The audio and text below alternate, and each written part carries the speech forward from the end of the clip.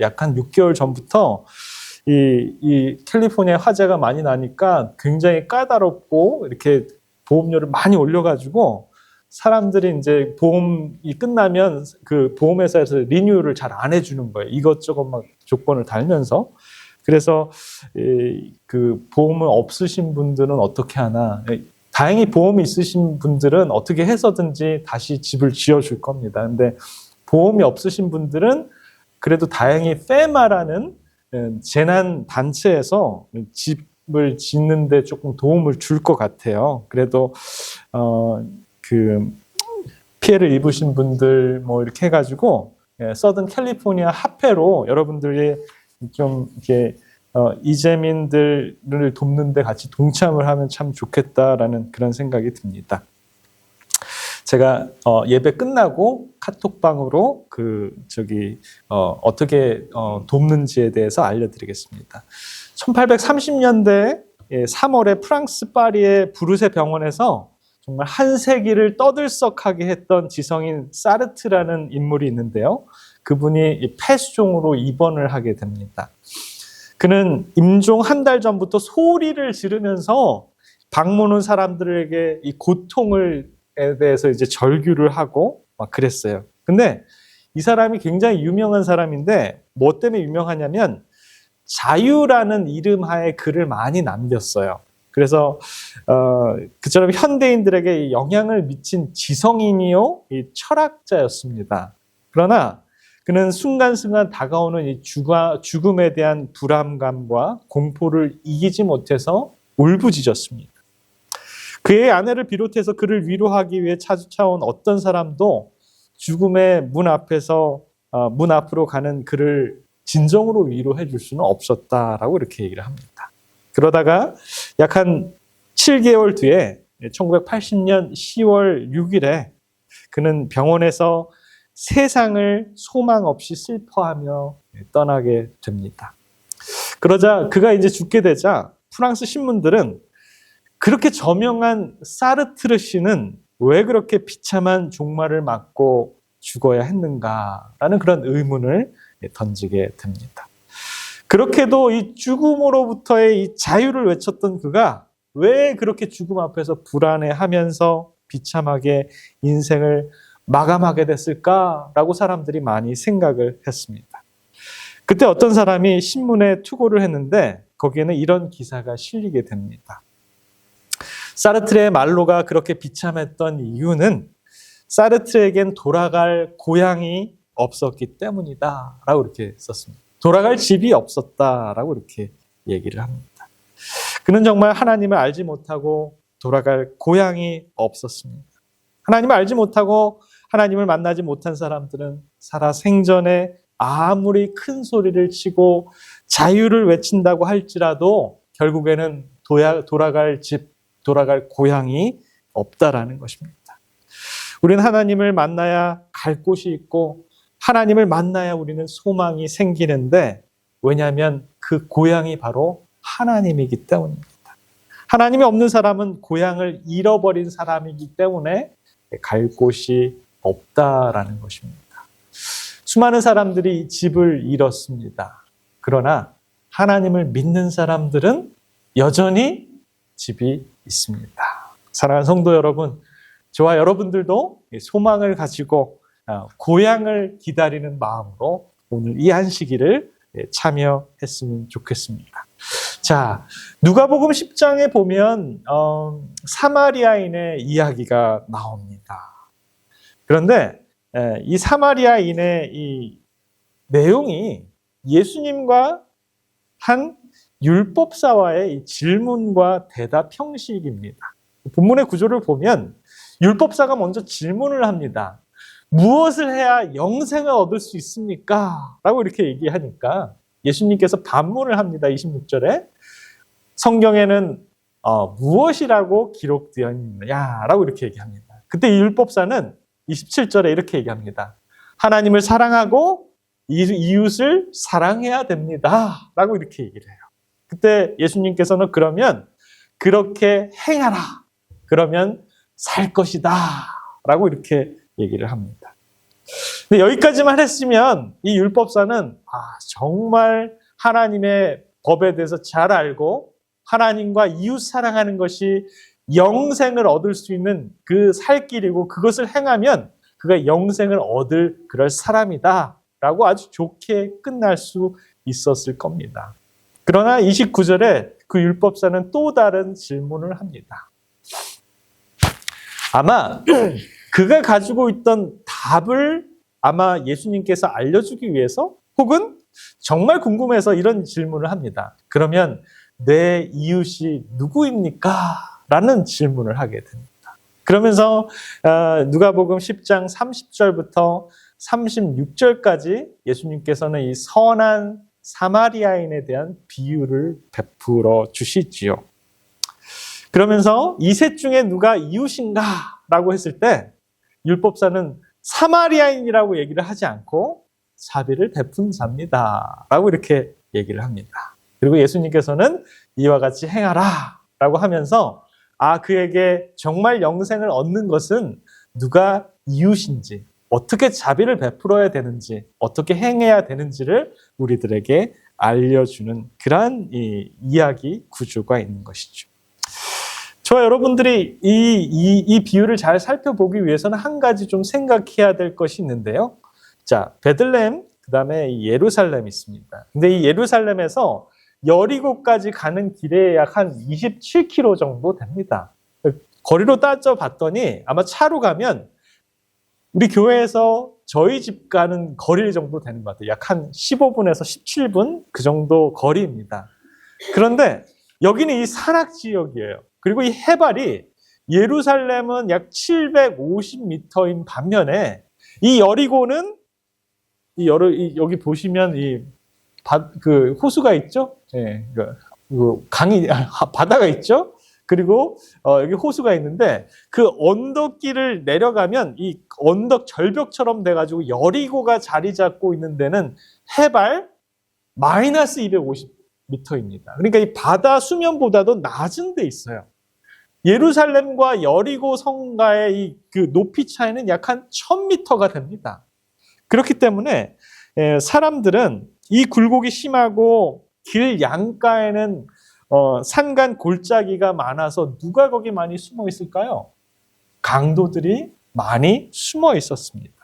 그래서 이 5세기의 제롬은 그 길을 뭐라고 얘기를 하냐면 붉은 길 혹은 피의 길이라고 하면서 거기서 수많은 사람들이 강도 때 때문에 죽었다라고 이렇게 얘기를 합니다.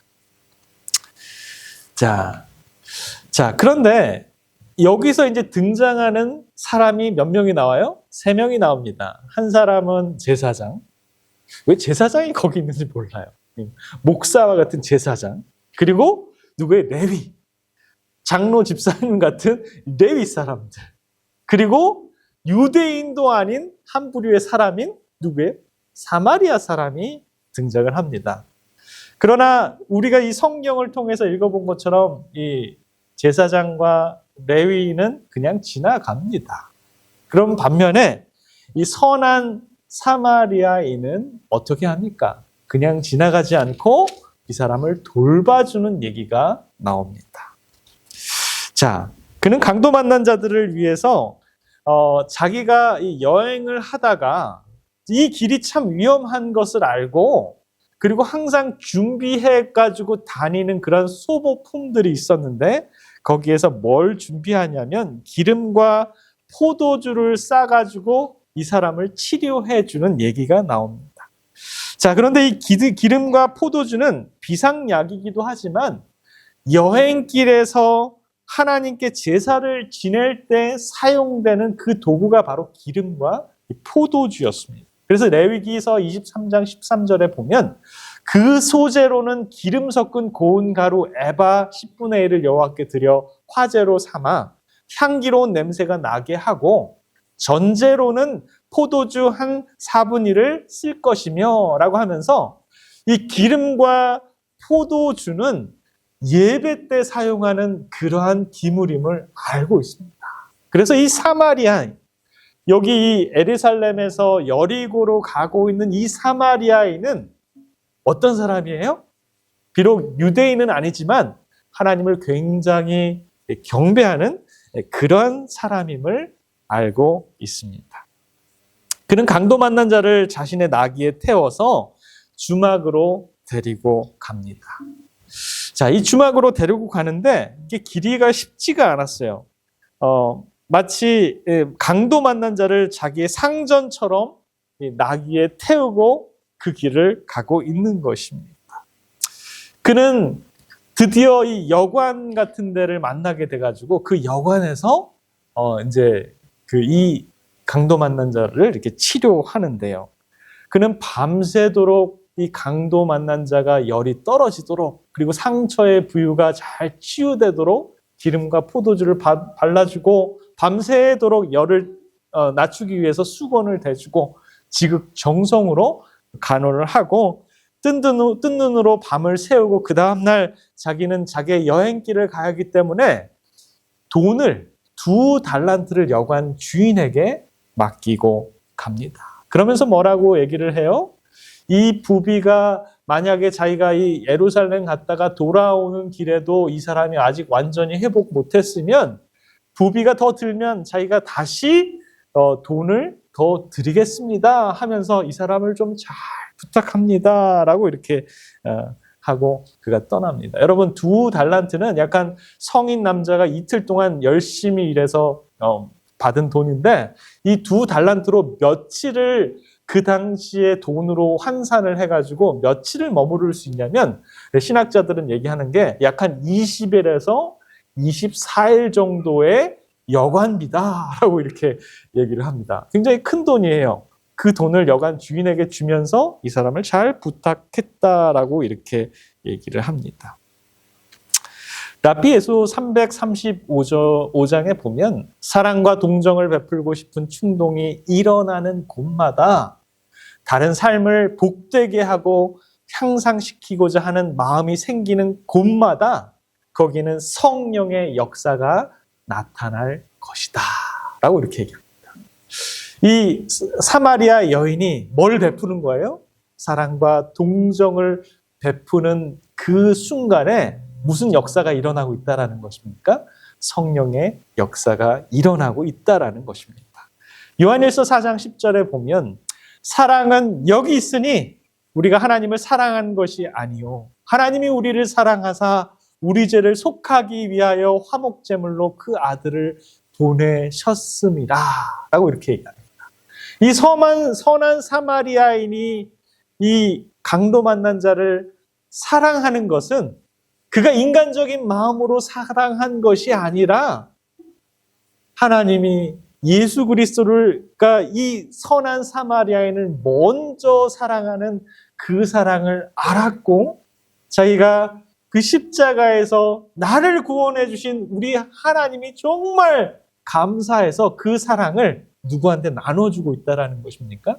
이 선한 사마리아인에게 나눠주고 있다는 것입니다. 자, 그런데 그 강도 만난 자를 그냥 지나가 버렸던 이 제사장과 레위인들, 현재로 따지면 목사나 장로나 집사 같은 그런 사람들 있잖아요. 그런 사람들은 왜 그냥 지나갔을까요? 네.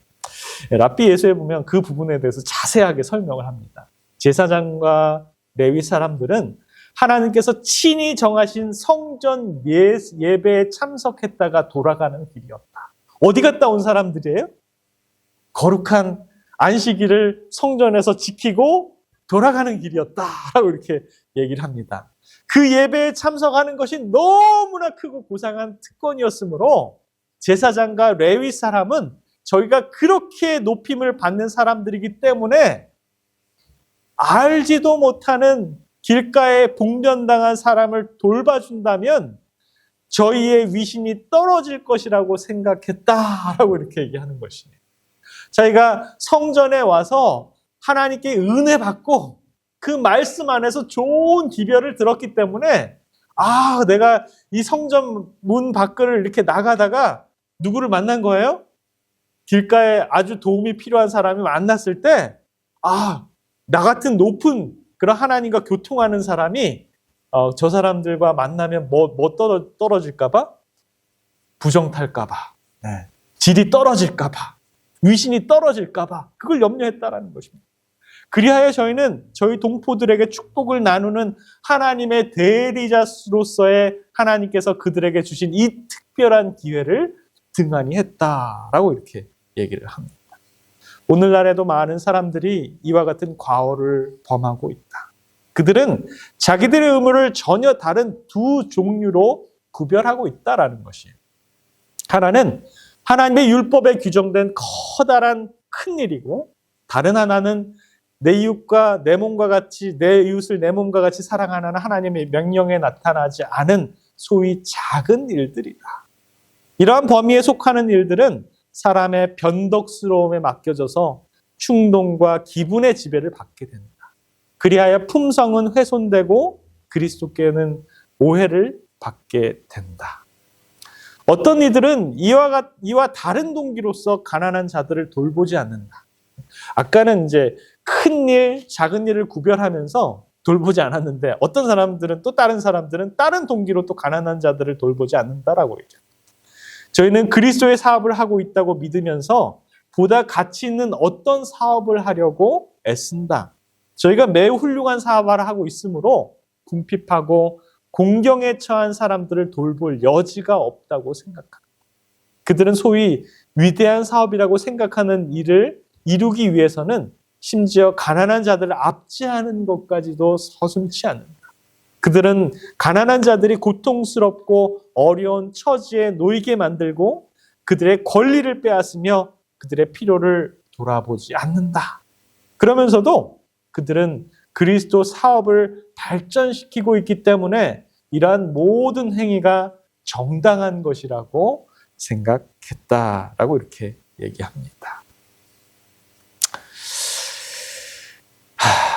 자, 참 희한한 세상이죠. 하고 싶으면 어떤 마음을 들고서라도 하는 게 맞는데, 하고 싶지 않으면 어떤 변명과 어떤 이유를 들어서라도 그 일을 하지 않는다라고 이렇게 얘기한다라는 것입니다. 그들은 그리스도의 사업을 발전시키고 있기 때문에 이러한 모든 행위가 정당한 것이라고 생각했다라고 한다라는 것입니다. 사랑하는 성도 여러분, 자비가 무엇일까요? 자비는 성령의 열매의 요소 중에 5번째 해당하는 것입니다. 이 자비는 혼자서 마음속에서 누리는 것만이 아니라 남에게 베풀어 주어야 된다라는 것이죠. 희락과 화평과 오래 참음은 어떻게 보면 나 혼자서 누리고 경험한 것이라고 볼 수 있는데, 그러나 자비는 완전히 다른 요소입니다. 자비를 베푼다라는 것은 선한 사마리아인의 이야기처럼 상대방이 필요하다라는 것입니다. 다시 말하자면 내적으로 간직되어질 수 있는 은혜가 아니라 내적으로부터 시작되어져서 외적으로 옮겨져서 상대방에게 표현되는 것이 바로 자비다라는 것입니다. 오늘 이 본문에 나오는 사마리아인의 경우가 바로 그렇습니다. 이 사마리아인의 자비를 베푸는 그 모습을 자세하게 살펴보면, 어떤 사마리아인은 여행하는 중에 거기 이르러서 그를 봤습니다. 지나가다가 누구를 본 거예요. 누구를 봤어요? 거반 죽어 있는 사람을 본 거예요. 그 사람이 누구예요? 강도를 만났는데 이 사람은 유대인이에요. 사마리아인은 유대인과 상종을 하지 않지만 이 사마리아인은 그 유대인을 보고 그냥 지나가지 않았습니다. 불쌍한 사람을 볼 수 있는 뭐가 있었어요? 눈이 그에게 있었습니다. 그리고 그를 보고 불쌍히 여겼습니다. 야, 이건 내가 안 도와주면 아무도 지금 지나가는 사람도 없고 이 사람 완전히 죽을 텐데 하면서 마음속에 어떤 마음이 생긴 거예요? 불쌍한 마음이 생겼습니다. 이 선한 사마리아인에게는 그 강도 만난 사람을 보고 이 사람을 불쌍히 여길 수 있는 마음이 있었다라는 마음이 있었어요. 자, 그리고 가까이 가서 이 사람을 보고 어떻게 합니까? 그냥 지나가지 않고 그 강도 맞는 사람 가까이 갔어요. 자, 이 선한 사마리아인은 도움을 주려고 하는 그 마음이 있을 뿐만 아니라 행동에 옮길 수 있는 발이 있었습니다. 자, 그리고 나서 기름과 포도주를 그 상처에 붓고 하면서 그를 섬길 수 있는 이 손을 가지고, 그리고 자신들이 자기가 가지고 있는 기름과 포도주를 통해서 모든 것들을 다 희생할 수 있는 그런 희생이 있었다라는 것입니다. 그것뿐만 아니고 거기에다 그냥 놔두지 않고 그 강도 만난 자를 자기의 나귀에 태워서 그를 상전처럼 모시고 여간까지 갔다라는 것입니다. 그에게는 끝까지 희생하는 그러한 결단력이 있었다라는 것입니다. 여러분, 자비 베풀기가 쉬워요, 어려워요? 잘 모르겠어요? 쉽습니까, 어렵습니까? 쉬워요? 예, 쉬운. 네, 마음만 먹으면 쉬워. 야, 그 어려움 당하시는 분의 있다라는 것을 이렇게 봐야 되고, 그리고 참 안 됐다라는 그 불쌍한 마음가짐이 있어야 되고, 그리고 그 사람한테 내가 다가볼까 볼까 하는 이 발걸음이 걸로 가야 돼요. 그리고 내가 뭘 도와줄 수 있을까? 마사지를 해줄까? 재롱을 피워줄까? 하는 그런 이 손이 있어야 됩니다. 그리고 자기가 가진 것을 뭔가를 희생해서 도와줄 수 있는 결단력까지 필요한 것이. 자비는 그냥 말만 해서는 되는 게 아니다라는 것을 우리에게 알려줍니다. 자, 이웃이란 자비를 베푼 자입니다. 자, 예수님이 내 이웃이 누구입니까? 라고 물었을 때 그 선한 사마리아인은 이 셋 중에 내 이웃이 누구냐? 라고 했을 때 자비를 베푼 사람이 이웃입니다. 라고 이렇게 얘기를 합니다. 예수님께서 원했던 바로 그 답은 뭐냐면 이웃이란 나의 동정심을 행동으로 표현해야 할 대상이 바로 이웃이다라는 것이죠. 사랑하는 성도 여러분, 저와 여러분들에게 이웃이 있으십니까? 우리가 자비를 베풀어줄 그러한 대상이 있습니까? 누가가 이 비유를 기록한 이유가 바로 이것입니다. 우리가 자비를 베풀 대상을 가지고 있느냐 없느냐에 따라서 저와 여러분들의 영생이 변할 수 있다는 것을 보여줍니다. 자, 사마리아를 잠깐 살펴보면요. 자, 이 그림에서 나타난 것처럼 이 예루살렘 북쪽에 이 네모친 그 부분이 바로 이 사마리아입니다. 사마리아. 그런데 이 사마리아인과 유대인들 사이에는 여러 가지 이제 좀 안 좋은 일들이 있었어요. 그것을 제가 좀 얘기를 해드리면, 북방 이스라엘이 아수르에게 멸망한 후에 아수르 사람들을 북방 이스라엘로 이주시켜서 인종을 융합시킴으로 말미암아서 순수한 유대인 혈통을 잃어버리게 됩니다. 그래서 유대인들이 이 사마리아인들, 이 북방 이스라엘 사람들을 싫어했다라는 거죠. 왜냐하면 순종이 아니라 그 사람들은 잡종이다라고 이렇게 생각을 한 거죠. 그다음 기원전 5세기에 이스라엘이 바벨론에서 포로로 돌아오게 됩니다. 귀환을 하게 돼요. 그때 유대인들이 사마리아인을 뭐 취급을 했어요? 개 취급을 하고 순종이 아닌 잡종 취급을 하니까 사마리아 사람들은 이스라엘 사람들이 성전 재건하는 것을 거부를 했고요. 또 방해를 합니다.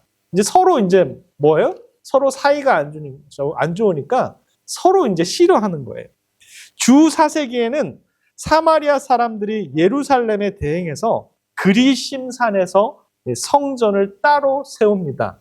예루살렘까지 가기가 멀기도 하고 귀찮기도 하고 저 유대인들을 만나기도 싫었기 때문에 북방에 있는 그리심산에다가 성전을 재건합니다.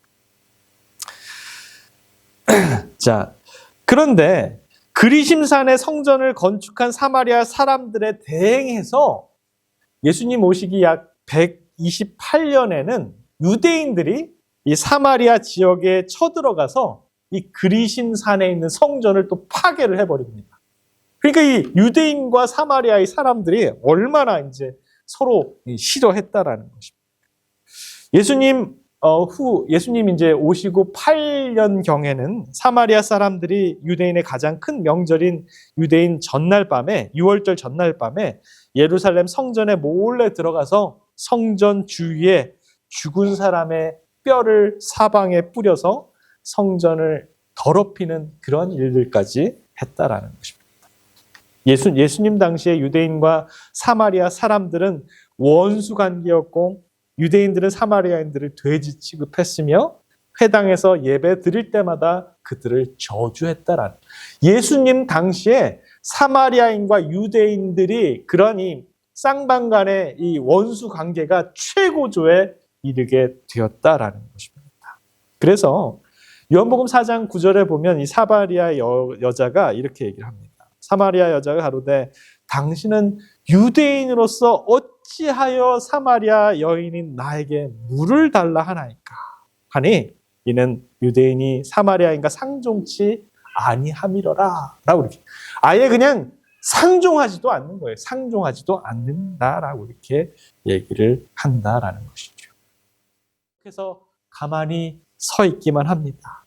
마침내 마지막 사람이 이 눈사람처럼 서 있는 이 노인 앞에 다가가고 있는데 이 신사가 가까이 오자 그제서야 노인은 그의 눈을 바라보면서 이렇게 얘기를 합니다. 선생님, 이 노인을 저 강 건너편까지 태워주시겠습니까? 걸어서는 건널 수가 없군요. 라고 이렇게 얘기를 했습니다. 말에 고삐를 늦추면서 그 사람이 말했습니다. 좋습니다. 그렇게 하지요. 어서 타십시오. 노인의 몸이 얼어서 제대로 움직이지 못한다는 것을 알고 그 신사는 말에서 내려서 노인이 말에 올라타는 것을 도와주기까지 했습니다. 그리고는 그 사람은 노인을 강 건너로 데려다 줄 뿐만 아니라 노인에게 집이 어디냐고 물으면서 그가 살고 있는 오두막까지 친절하게 데려다 줬습니다. 그런데 그 신사는 이 작고 안락한 노인의 오두막에 도착했을 때 도저히 풀리지 않는 그 호기심이 있어서 이 노인에게 묻지 않을 수가 없었습니다. 노인장, 당신은 다른 사람들이 말을 타고 지나갈 때 아무런 부탁을 하지 않았는데 왜 그런데 내가 가까이 가자 얼른 태워달라고 부탁을 하셨소? 그것이 무척 궁금합니다. 이토록 추운 겨울밤에 만약 나까지도 그냥 지나가게 되면 언제 올지 모르는 사람의 도움을 구하기 위해서 당신은 밤새도록 거기 서 있어야 되는데 왜 다른 사람에게 부탁하지 않고 굳이 나에게 부탁을 했습니까? 라고 이렇게 물었습니다. 노인은 천천히 말에서 내린 뒤에 그 사람의 눈을 똑바로 쳐다보면서 말을 했습니다. 나는 이 지방에서 오래 살았습니다. 그래서 나는 내가 사람들을 잘 안다라고 생각하고 믿고 있지요. 그러면서 노인이 이런 얘기를 합니다. 나는 말을 타고 오는 다른 사람들의 눈을 보았습니다. 그리고 그들이 내 처지에 아무런 관심이 없음을 알았습니다. 따라서 그들에게 태워달라는 부탁하는 것은 소용이 없는 일임을 저는 직감했습니다. 하지만 제가 당신의 눈을 보았을 때 나는 그곳에 친절과 자비심이 비친 것을 분명히 보았습니다. 그때 나는 알았습니다. 당신의 따뜻한 마음이 공경에 처한 나를 분명히 도와주리라는 것을 믿고 있었습니다. 그 신사는 노인의 말에 깊은 감동을 받았습니다. 그는 노인에게 말을 합니다. 당신이 해주신 얘기가 깊이 정말 감사드립니다. 앞으로 내 자신의 생각에 열중하느라 다른 사람들의 불행한 처지를 망각하는 그러한 잘못을 저지르지 않겠다라고 제가 노력하고 다짐하겠습니다.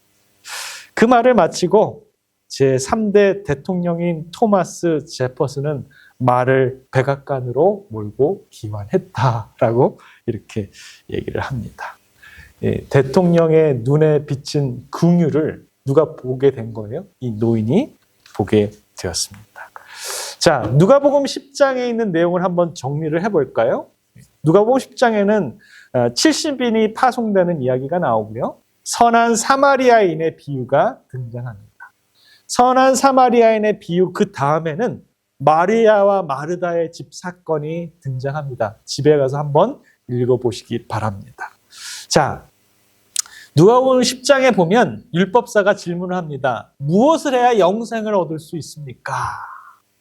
율법사의 답을 본인 스스로 얘기합니다. 하나님을 사랑하고 이웃을 사랑해야 됩니다. 라고 얘기를 합니다. 그러면서 예수님께서는 선한 사마리아인을 통해서 이웃을 사랑하는 것이 이런 것이구나 라는 것들을 우리들에게 알려주십니다. 그리고 그 뒤에 나온 내용인 마리아와 마르다의 사건은 하나님을 사랑하는 것이 이것이다 라는 것을 우리에게 알려줍니다. 그래서 이 누가복음 10장을 통해서 이 율법사가 궁금했던 영생을 얻는 비결이 이 누가복음 10장에 잘 들어있다는 거 여러분 기억하시기 바랍니다. 랍비 예수 335쪽에 보면 이런 얘기가 있습니다. 필요한 것은 그리스도의 사랑이 우리 마음 가운데 있어야 한다. 자아가 그리스도께 몰입될 때 사랑은 저절로 생겨나게 된다. 그리스도의 품성의 완성은 다른 사람을 돕고자 하는 생각이 마음속에 계속해서 일어날 때 곧 하늘의 햇빛이 마음에 충만하고 얼굴에 나타날 때 이루어진다라는 것입니다. 이 노인이 그 토머스 제페슨을 딱 보고 저 사람은 나를 도와줄 수 있는 그런 마음이, 그런 긍휼이 있는 그 모습이 있다라는 것을 단번에 알아봤습니다. 이 세상에 있는 많은 사람들이 저와 여러분들의 얼굴을 보고 하늘의 햇볕이 마음에 충만하고 얼굴에 나타나는 그러한 사람들이 되었으면 좋겠습니다. 이웃 사랑은 하나님의 사랑의 증거라는 것 여러분 꼭 기억하시기 바랍니다. 자, 그렇다면 선한 사마리아인은 과연 누구일까요? 선한 사마리아인은 바로 공부를 잘 하시는 분은 단박에 알 수 있습니다. 이 사마리아 사람은 그리스도를 대표한다. 우리의 구주께서는 인간의 사랑이 필적할 수 없는 크신 사랑을 우리에게 나타내셨다. 우리가 상처를 입고 죽게 되었을 때 그분은 우리를 불쌍히 여기셨다. 그분은 우리를 피해 지나가지 않았으며 우리로 속절없이 아무 소망도 없이 죽어버리도록 두지 않으셨다. 그분은 온 하늘 천군의 존경을 받으시던 거룩하고 행복한 하늘집에 머물러 계시지 않으셨다. 그분은 우리의 상처를 보고 이를 고치시려고 인류의 상징을 당신 자신의 일처럼 돌아오셨다. 그분은 당신의 원수를 구원하시려고 죽으셨다. 예수님이 바로 우리의 선한 사마리아인을 기억하시면서 이 안식일 저와 여러분들의 마음과 얼굴에도 우리 하나님의 사랑과 긍휼과 자비가 충만해지시는 저와 여러분들이 되시길 바라면서 말씀을 마치겠습니다. 아멘.